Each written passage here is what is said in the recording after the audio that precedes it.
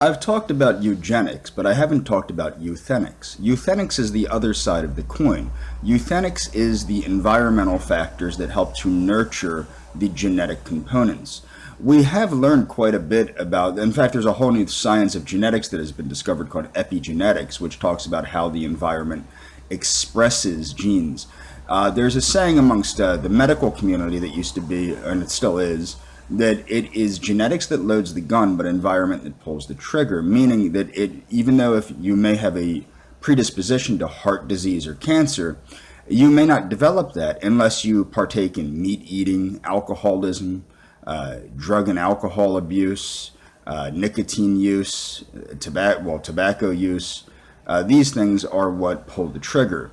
Now, euthenics would be, for example, the character development and physical culture that would be implemented by a third positionist nation, or any nation for that matter.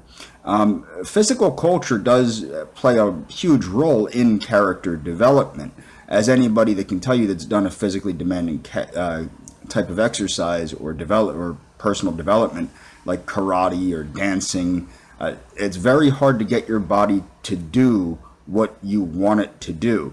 And many people that believe that athletics is all genetics has never actually, I don't think, taken an athletic endeavor seriously, because you can push people very far if they're willing to go, and that's where the character comes in. Now, the character might be innate, but its development must happen, or people can become very weak. I've met many intelligent people that are very weak-willed.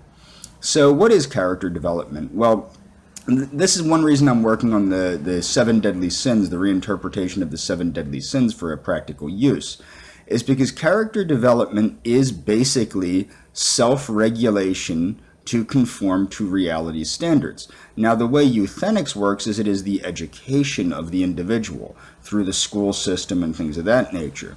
Euthenics was the sociological positivist school as opposed to the biological positivist school. But you need both. You see, this was the problem that the Mendelists and the Darwinists got into, not understanding that Mendelism proved Darwinian theory of natural selection. So what the problem is you had people thinking it was nature versus nurture, or nurture versus nature, when it's really nature and nurture and nature, which contribute and play off one another to create what we call the phenotype. And the phenotype is basically a fancy word for the organism, the human being. So I'm going to do more videos on euthenics, but for now, this is where I'm going to stop with this one.